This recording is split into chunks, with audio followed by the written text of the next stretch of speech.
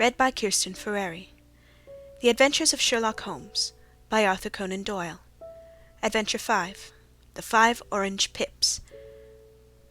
When I glance over my notes and records of the Sherlock Holmes cases between the years 82 and 90, I am faced by so many which present strange and interesting features that it is no easy matter to know which to choose and which to leave.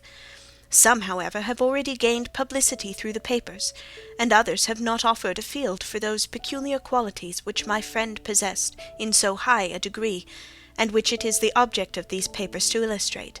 Some, too, have baffled his analytical skill, and would be as narratives beginning without an ending, while others have been but partially cleared up, and have their explanations founded rather upon conjecture and surmise than on that absolute logical proof which was so dear to him. There is, however, one of these last which was so remarkable in its details and so startling in its results that I am tempted to give some account of it, in spite of the fact that there are points in connection with it which have never been, and probably never will be, entirely cleared up. The year 87 furnished us with a long series of cases of greater or less interest, of which I retain the records.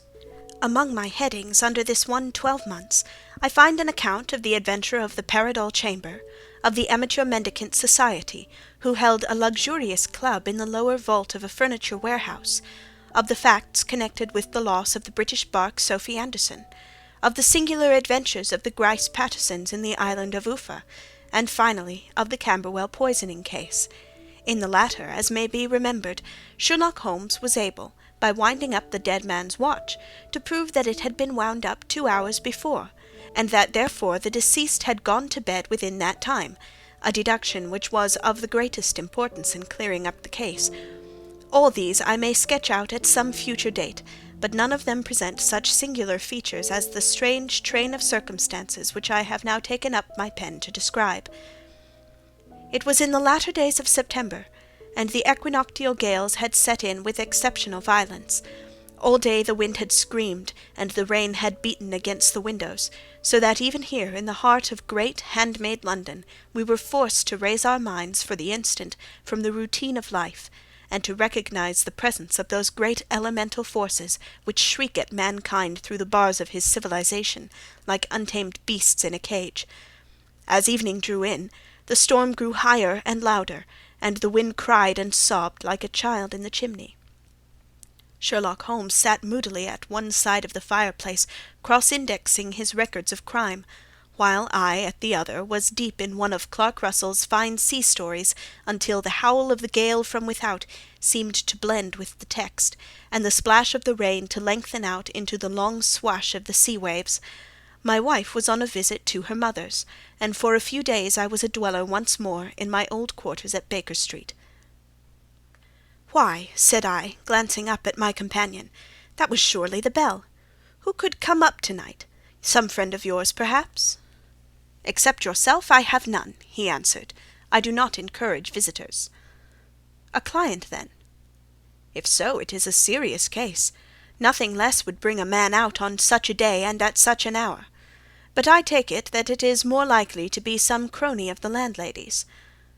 Sherlock Holmes was wrong in his conjecture, however, for there came a step in the passage and a tapping at the door. He stretched out his long arm to turn the lamp away from himself and towards the vacant chair upon which a newcomer must sit. "Come in," said he. The man who entered was young, some 22 at the outside, well-groomed and trimly clad, with something of refinement and delicacy in his bearing. The streaming umbrella which he held in his hand, and his long shining waterproof, told of the fierce weather through which he had come. He looked about him anxiously in the glare of the lamp, and I could see that his face was pale and his eyes heavy, like those of a man who is weighed down with some great anxiety. "I owe you an apology," he said, raising his golden pince-nez to his eyes. "I trust that I am not intruding. I fear that I have brought some traces of the storm and rain into your snug chamber." "Give me your coat and umbrella," said Holmes. "They may rest here on the hook, and will be dry presently. You have come up from the south-west, I see." "Yes, from Horsham."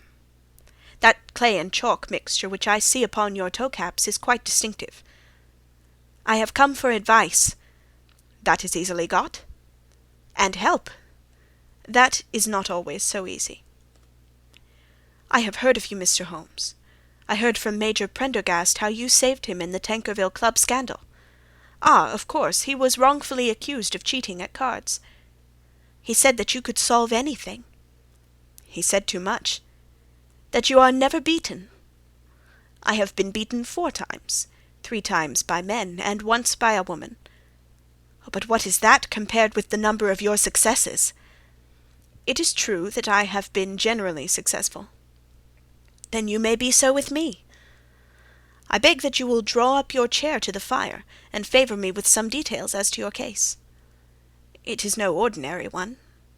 None of those which come to me are. I am the last court of appeal. And yet I question, sir, whether, in all your experience, you have ever listened to a more mysterious and inexplicable chain of events than those which have happened in my own family.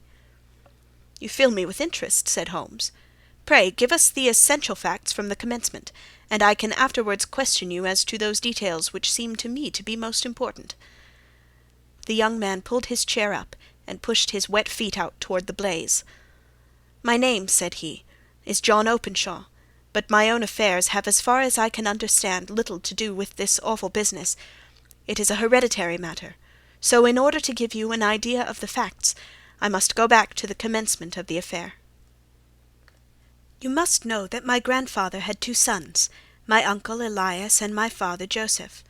My father had a small factory at Coventry, which he enlarged at the time of the invention of bicycling. He was a patentee of the Openshaw unbreakable tire, and his business met with such success that he was able to sell it and to retire upon a handsome competence. My uncle Elias emigrated to America when he was a young man, and became a painter in Florida, where he was reported to have done very well. At the time of the war he fought in Jackson's army, and afterwards under Hood, where he rose to be a colonel. When Lee laid down his arms, my uncle returned to his plantation, where he remained for 3 or 4 years. About 1869 or 1870 he came back to Europe, and took a small estate in Sussex near Horsham. He had made a very considerable fortune in the States, and his reason for leaving them was his aversion to the negroes, and his dislike of the Republican policy in extending the franchise to them. He was a singular man, fierce and quick-tempered, very foul-mouthed when he was angry, and of a most retiring disposition. During all the years that he lived at Horsham, I doubt if he ever set foot in the town. He had a garden and 2 or 3 fields round his house, and there he would take his exercise, though very often for weeks on end he would never leave his room. He drank a great deal of brandy, and smoked very heavily, but he would see no society, and did not want any friends, not even his own brother. He didn't mind me. In fact, he took a fancy to me, for at the time when he saw me first I was a youngster of 12 or so.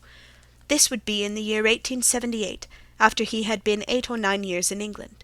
He begged my father to let me live with him, and he was very kind to me in his way. When he was sober he used to be fond of playing backgammon and draughts with me, and he would make me his representative both with the servants and with the tradespeople, so that by the time I was 16 I was quite master of the house. I kept all the keys, and could go where I liked and do what I liked, so long as I did not disturb him in his privacy.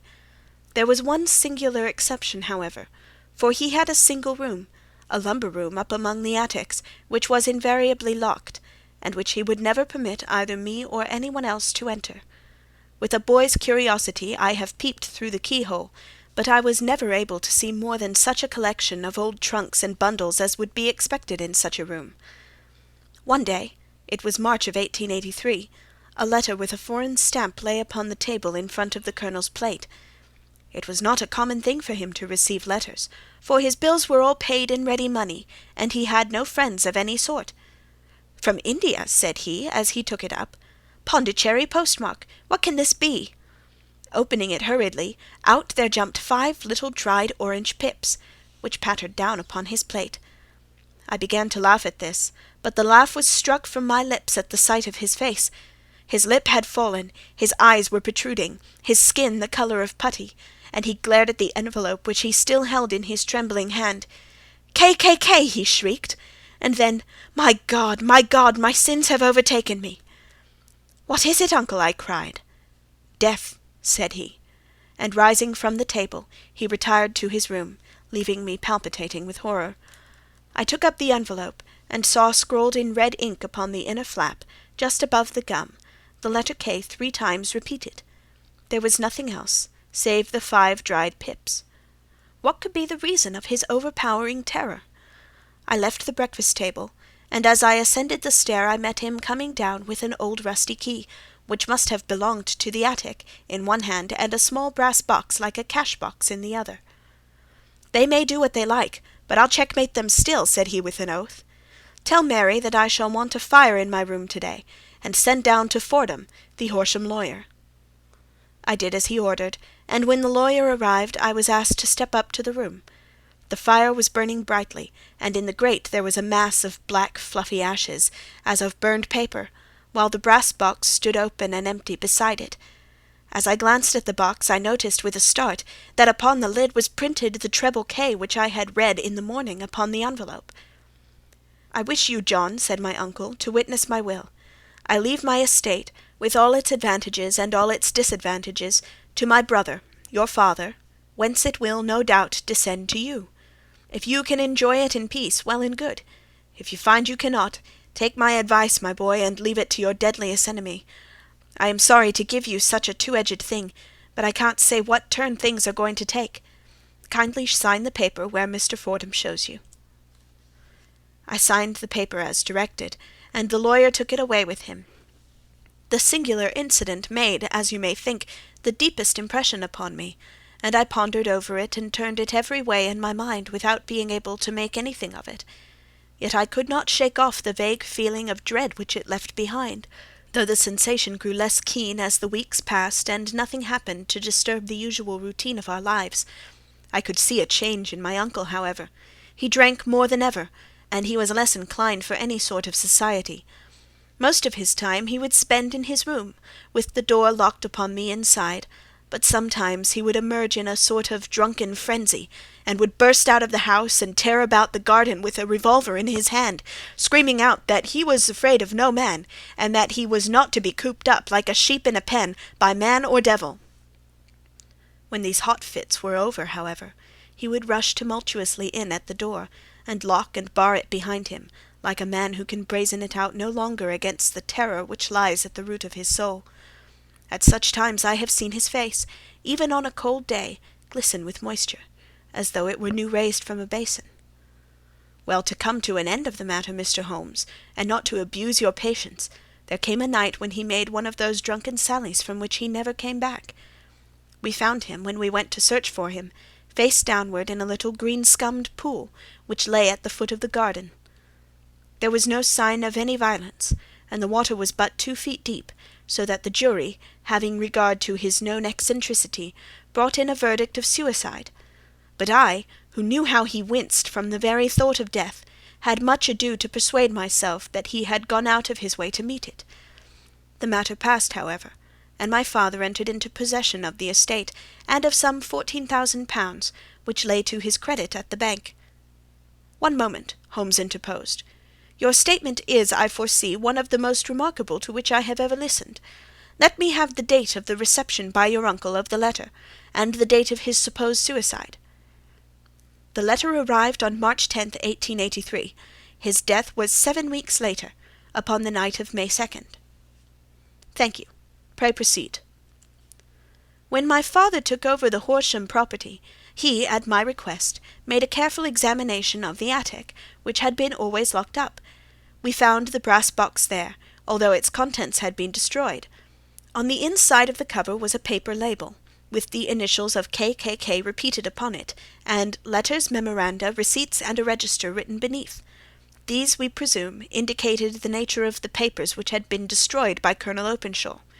For the rest, there was nothing of much importance in the attic, save a great many scattered papers, and notebooks bearing upon my uncle's life in America. Some of them were of the war-time, and showed that he had done his duty well, and had borne the repute of a brave soldier. Others were of a date during the reconstruction of the Southern States, and were mostly concerned with politics, for he had evidently taken a strong part in opposing the carpet-bag politicians who had been sent down from the North. Well, it was the beginning of '84 when my father came to live at Horsham, and all went as well as possible until the January of '85. On the 4th day after the New Year, I heard my father give a sharp cry of surprise as we sat together at the breakfast table. There he was, sitting with a newly opened envelope in one hand and 5 dried orange pips in the outstretched palm of the other one. He had always laughed at what he called my cock-and-bull story about the Colonel, but he looked very scared and puzzled now that the same thing had come upon him. "Why, what on earth does this mean, John?" he stammered. My heart had turned to lead. "It is KKK," said I. He looked inside the envelope. "So it is," he cried. "Here are the very letters. But what is this written above them?" "Put the papers on the sundial," I read, peeping over his shoulder. "What papers? What sundial?" he asked. "The sundial in the garden. There is no other," said I. "But the papers must be those that are destroyed." "Pooh!" said he, gripping hard at his courage. "We are in a civilized land here, and we can't have tomfoolery of this kind. Where does the thing come from?" "From Dundee," I answered, glancing at the postmark. "Some preposterous practical joke," said he. "What have I to do with sundials and papers? I shall take no notice of such nonsense." "I should certainly speak to the police," I said. "And be laughed at for my pains? Nothing of the sort." "Then let me do so." "No, I forbid you. I won't have a fuss made about such nonsense." It was in vain to argue with him, for he was a very obstinate man. I went about, however, with a heart which was full of forebodings. On the 3rd day after the coming of the letter, my father went from home to visit an old friend of his, Major Freebody, who is in the command of one of the forts upon Portsdown Hill. I was glad that he should go, for it seemed to me that he was further from danger when he was away from home. In that, however, I was in error. Upon the 2nd day of his absence, I received a telegram from the Major, imploring me to come at once.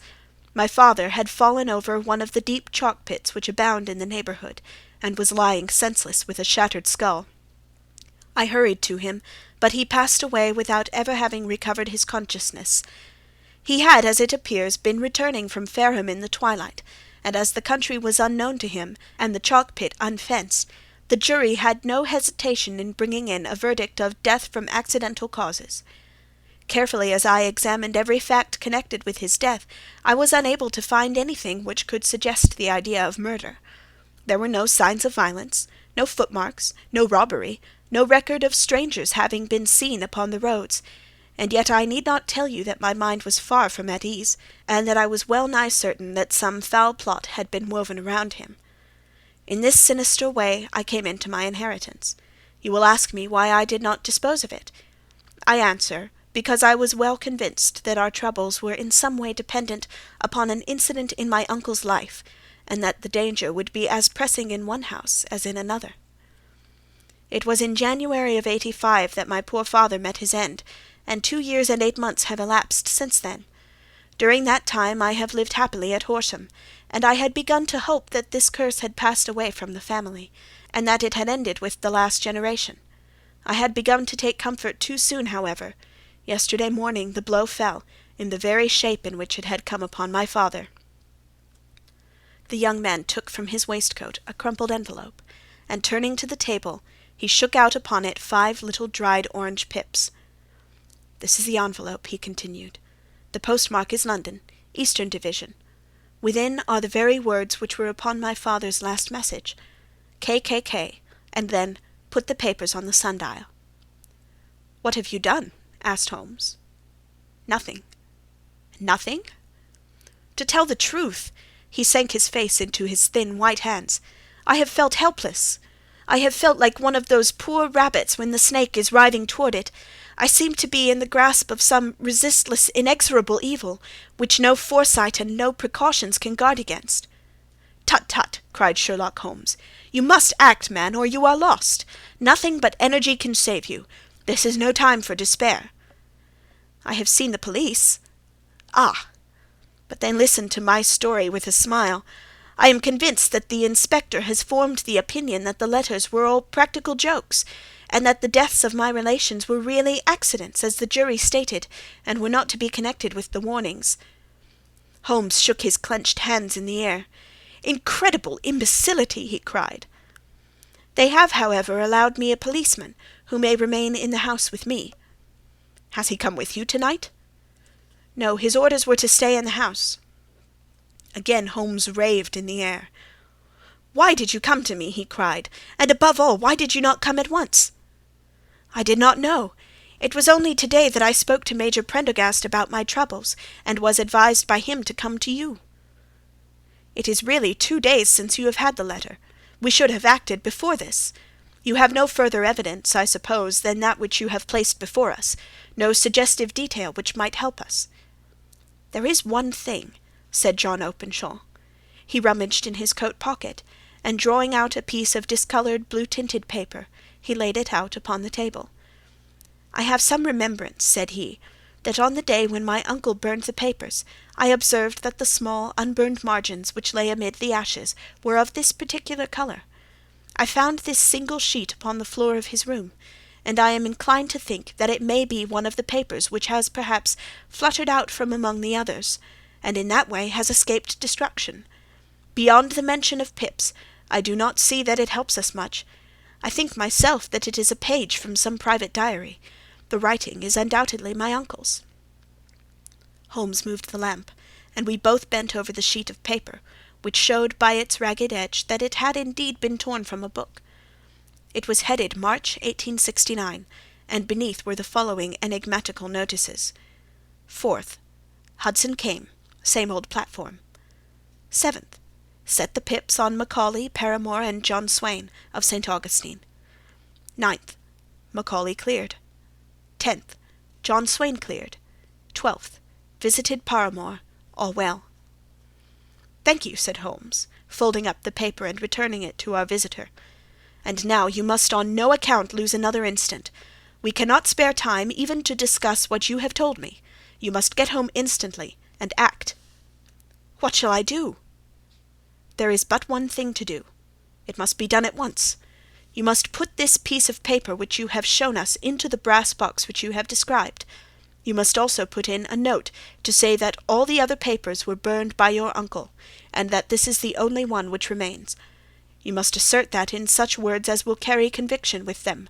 Having done this, you must at once put the box out upon the sundial, as directed. Do you understand?" "Entirely." "Do not think of revenge or anything of that sort at present. I think that we may gain that by means of the law, but we have our web to weave, while theirs is already woven.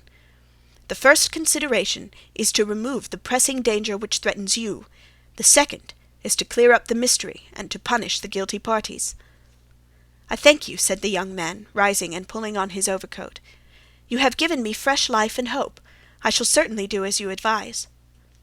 "Do not lose an instant, and above all take care of yourself in the meanwhile, for I do not think that there can be a doubt that you are threatened by a very real and imminent danger. How do you go back?" "By train from Waterloo." "It is not yet 9. The streets will be crowded, so I trust that you may be in safety, and yet you cannot guard yourself too closely." "I am armed." "That is well. To-morrow I shall set to work upon your case." "I shall see you at Horsham, then." "No, your secret lies in London. It is there that I shall seek it." "Then I shall call upon you in a day, or in 2 days, with news as to the box and the papers. I shall take your advice in every particular." He shook hands with us and took his leave. Outside the wind still screamed, and the rain splashed and pattered against the windows. This strange, wild story seemed to have come to us from amid the mad elements, blown in upon us like a sheet of seaweed in a gale, and now to have been reabsorbed by them once more. Sherlock Holmes sat for some time in silence, with his head sunk forward, and his eyes bent upon the red glow of the fire. Then he lit his pipe, and leaning back in his chair he watched the blue smoke-rings as they chased each other up to the ceiling. "I think, Watson," he remarked at last, "that of all our cases we have had none more fantastic than this." "Save perhaps the sign of 4. "Well, yes, save perhaps that. And yet this John Openshaw seems to me to be walking amid even greater perils than did the Sholtos." "But have you," I asked, "formed any definite conception as to what these perils are?" "There can be no question as to their nature," he answered. Then what are they? Who is this KKK, and why does he pursue this unhappy family?" Sherlock Holmes closed his eyes and placed his elbows upon the arms of his chair, with his finger-tips together. "The ideal reasoner," he remarked, "would, when he had once been shown a single fact in all its bearings, deduce from it not only all the chain of events which led up to it, but also all the results which would follow from it. As Cuvier could correctly describe a whole animal by the contemplation of a single bone, so the observer who has thoroughly understood one link in a series of incidents should be able to accurately state all the other ones, both before and after. We have not yet grasped the results which the reason alone can attain to. Problems may be solved in the study which have baffled all those who have sought a solution by the aid of their senses. To carry the art, however, to its highest pitch, it is necessary that the reasoner should be able to utilize all the facts which have come to his knowledge, and this in itself implies, as you will readily see, a possession of all knowledge, which even in these days of free education and encyclopedias is a somewhat rare accomplishment. It is not so impossible, however, that a man should possess all knowledge which is likely to be useful to him in his work, and this I have endeavoured in my case to do. If I remember rightly, you, on one occasion, in the early days of our friendship, defined my limits in a very precise fashion.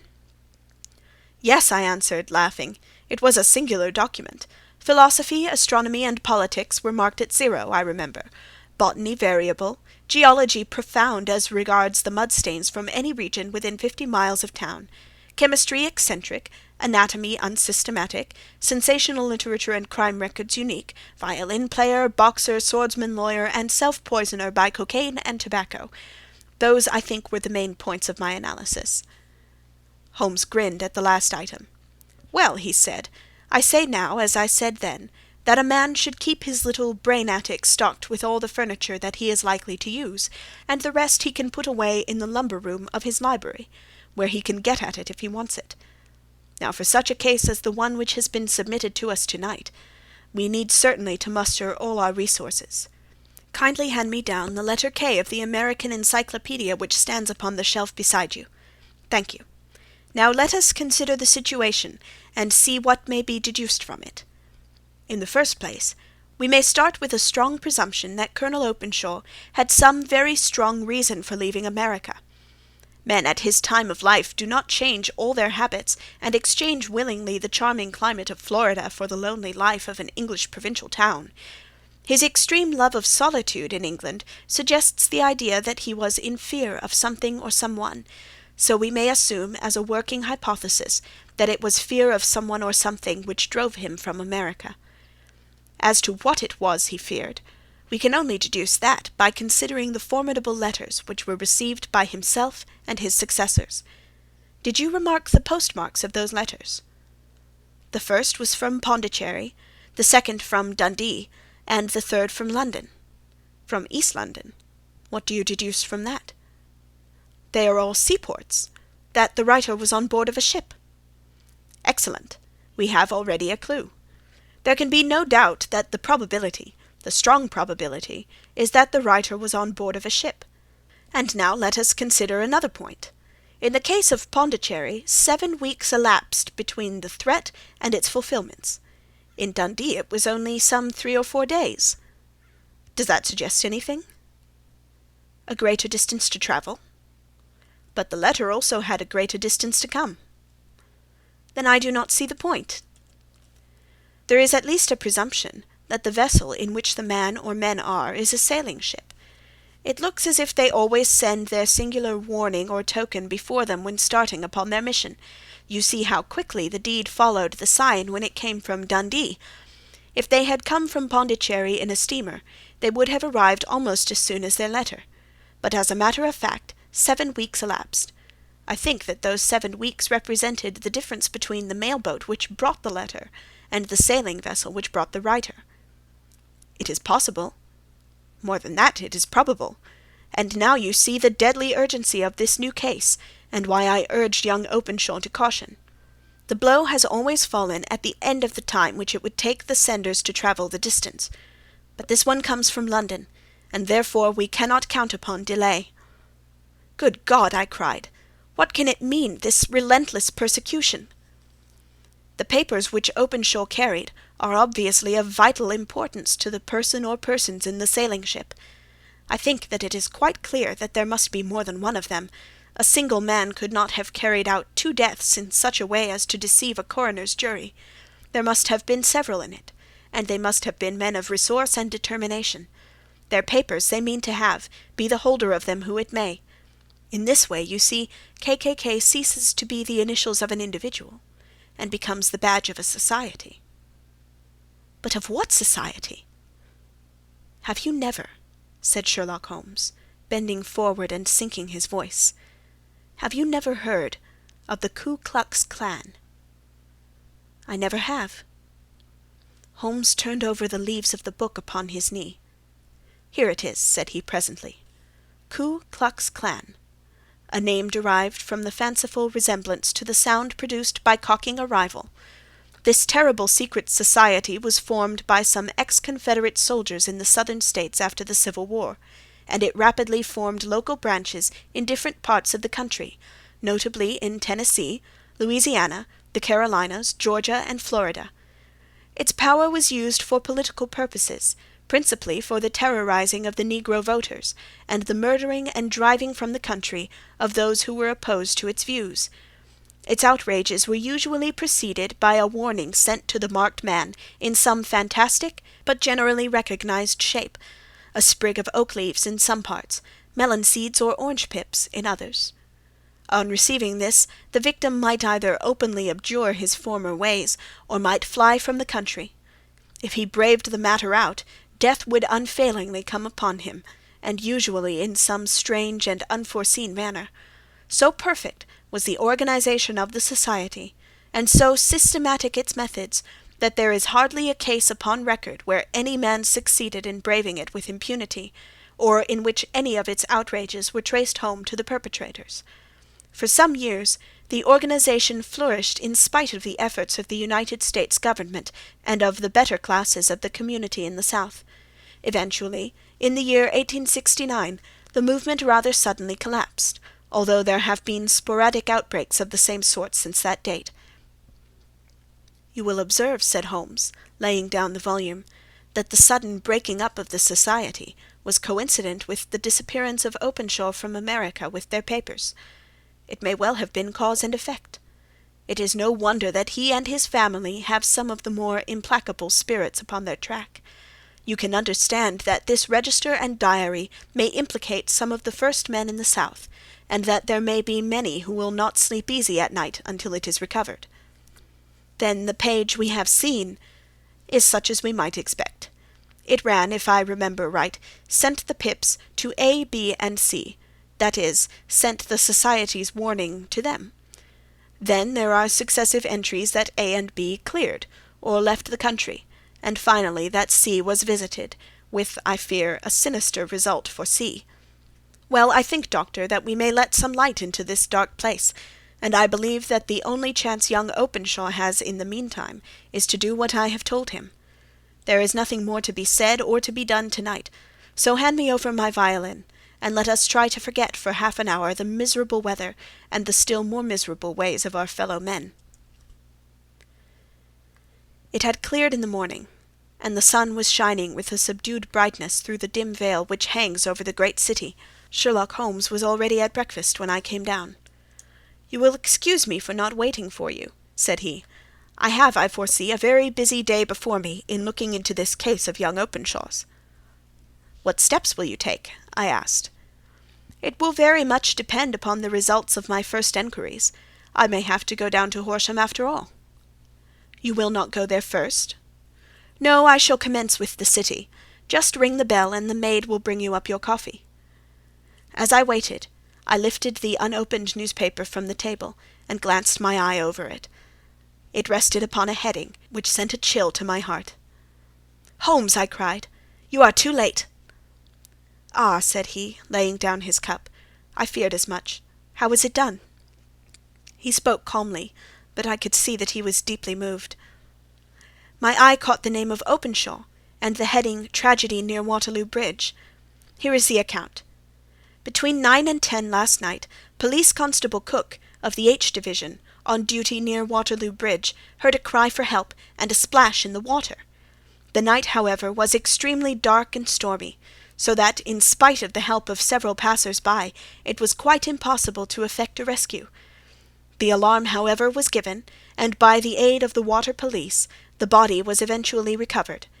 It proved to be that of a young gentleman whose name, as it appears from an envelope which was found in his pocket, was John Openshaw, and whose residence is near Horsham. It is conjectured that he may have been hurrying down to catch the last train from Waterloo Station, and that in his haste and the extreme darkness he missed his path and walked over the edge of one of the small landing-places for river steamboats. The body exhibited no traces of violence, and there can be no doubt that the deceased had been the victim of an unfortunate accident, which should have the effect of calling the attention of the authorities to the condition of the riverside landing-stages. We sat in silence for some minutes, Holmes more depressed and shaken than I had ever seen him. "That hurts my pride, Watson," he said at last. "It is a petty feeling, no doubt, but it hurts my pride. It becomes a personal matter with me now, and if God sends me health, I shall set my hands upon this gang. That he should come to me for help, and that I should send him away to his death." He sprang from his chair and paced about the room in uncontrollable agitation, with a flush upon his sallow cheeks and a nervous clasping and unclasping of his long thin hands. "They must be cunning devils," he exclaimed at last. "How could they have decoyed him down there? The embankment is not on the direct line to the station. The bridge, no doubt, was too crowded even on such a night for their purposes. Well, Watson, we shall see who will win in the long run. I am going out now." "To the police?" "No, I shall be my own police. When I have spun the web they may take the flies, but not before." All day I was engaged in my professional work, and it was late in the evening before I returned to Baker Street. Sherlock Holmes had not come back yet. It was nearly 10 o'clock before he entered, looking pale and worn. He walked up to the sideboard, and tearing a piece from the loaf he devoured it voraciously, washing it down with a long draught of water. "You are hungry," I remarked. "Starving. It had escaped my memory. I have had nothing since breakfast." "Nothing?" "Not a bite. I had no time to think about it." "And how have you succeeded?" "Well." "You have a clue?" "I have them in the hollow of my hand. Young Openshaw shall not long remain unavenged. Why, Watson, let us put their own devilish trademark upon them. It is well thought of." "What do you mean?" He took an orange from the cupboard, and tearing it to pieces he squeezed out the pips upon the table. Of these he took 5 and thrust them into an envelope. On the inside of the flap he wrote S.H. for J.O. Then he sealed it, and addressed it to Captain James Calhoun, bark Lone Star, Savannah, Georgia. "That will await him when he enters port," said he, chuckling. "It may give him a sleepless night. He will find it as sure a precursor of his fate as Openshaw did before him." "And who is this Captain Calhoun?" "The leader of the gang. I shall have the others, but he first." "How did you trace it, then?" He took a large sheet of paper from his pocket, all covered with dates and names. "I have spent the whole day," said he, "over Lloyd's registers and files of the old papers, following the future career of every vessel which touched at Pondicherry in January and February in '83. There were 36 ships of fair tonnage which reported there during those months. Of these, one, the Lone Star, instantly attracted my attention, since, although it was reported as having cleared from London, the name is that which is given to one of the States of the Union." "Texas, I think."